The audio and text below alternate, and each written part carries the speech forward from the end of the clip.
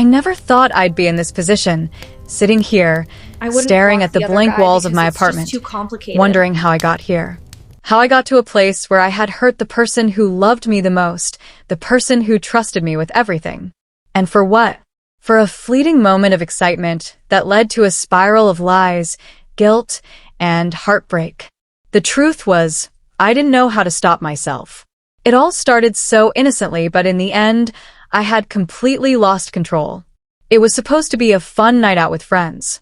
The kind of night where you let go of the stress, forget about the responsibilities for a while, and just enjoy the moment.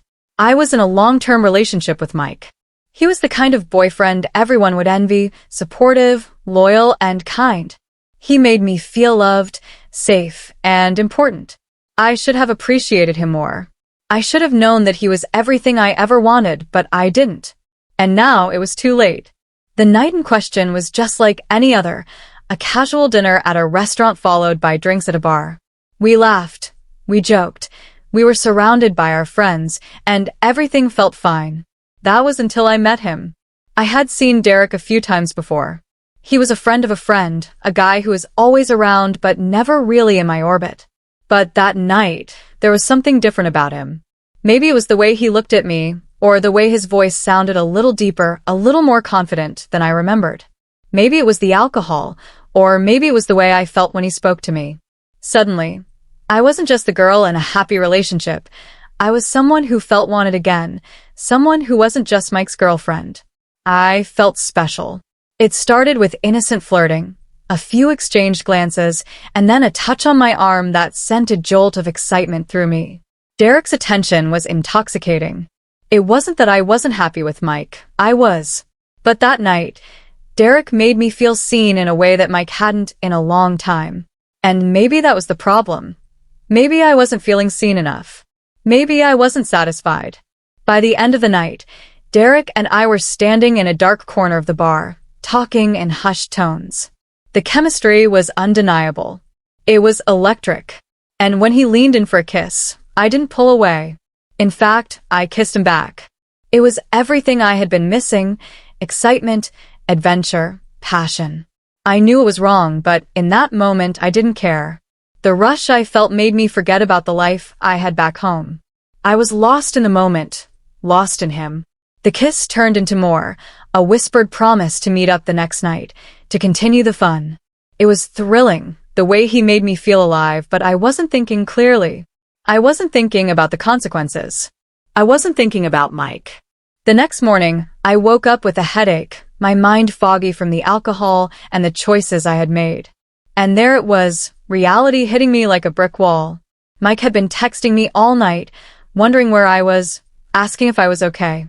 But I didn't answer. I couldn't face him. I was too embarrassed, too ashamed of what I had done. I didn't want to admit to myself that I had cheated, that I had allowed someone else into my life, into my heart, even for just a moment. Derek texted me the next day, asking when we could meet again.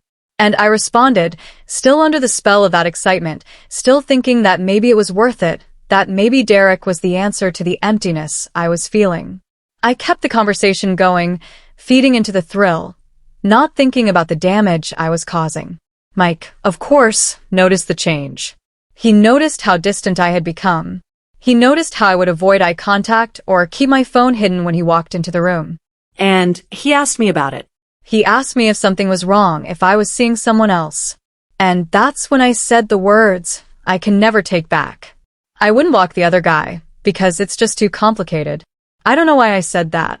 Maybe it was because I didn't want to admit the truth, didn't want to face what I had done. Maybe I thought that by saying it was complicated, I could justify it, make it seem less awful than it was. But I was wrong. In that moment, I realized how far gone I was. How much I had lost control. I wasn't just hurting Mike. I was humiliating him. And yet, I couldn't stop myself. Mike didn't react the way I expected. He didn't shout, he didn't throw things or accuse me of cheating. No. Instead, he just stood there, looking at me with a sadness I had never seen before. His face was pale, his eyes full of hurt, and he said the words that would haunt me forever. You've already made your choice. And just like that, he walked out. He didn't slam the door. He didn't shout insults. He just left, and I was left standing there with nothing but my guilt and the weight of what I had just done. The days that followed were a blur. I kept texting Derek, but it felt hollow. I kept thinking about Mike, about the man who loved me and whom I had betrayed. But I couldn't stop. I couldn't face what I had done to him, and I didn't want to face the consequences. Derek and I kept seeing each other, but it wasn't the same. It was empty. It was just a distraction, nothing more. And then Mike did something I never expected. He moved on. He met someone else. He started seeing someone who gave him the attention and love that I had taken for granted. And it broke me. I realized that while I was out chasing excitement, he had found someone who was willing to give him the affection and loyalty I had denied him. I tried to reach out to him, tried to apologize, but it was too late. He had already closed the door on me. I had destroyed everything we had. Derek? He wasn't interested in anything serious. He was just a phase, a momentary excitement. And when I reached out to him, he made it clear that he was done. In the end, I was left with nothing. No Mike. No Derek. Just me, alone with my choices and the regret that came with them. The lesson was harsh, but it was clear. Actions have consequences, and sometimes those consequences can't be undone. I had hurt the one person who loved me the most, and I had done it for nothing. And now, I had to live with the emptiness I had created. Sometimes, it's not the actions that destroy a relationship. Sometimes, it's the words, the choices, the things we do when we let our guard down and forget about the people who love us. I learned the hard way that love isn't about excitement or thrills. It's about loyalty, trust, and respect. And I had thrown all of that away for a fleeting moment of selfishness.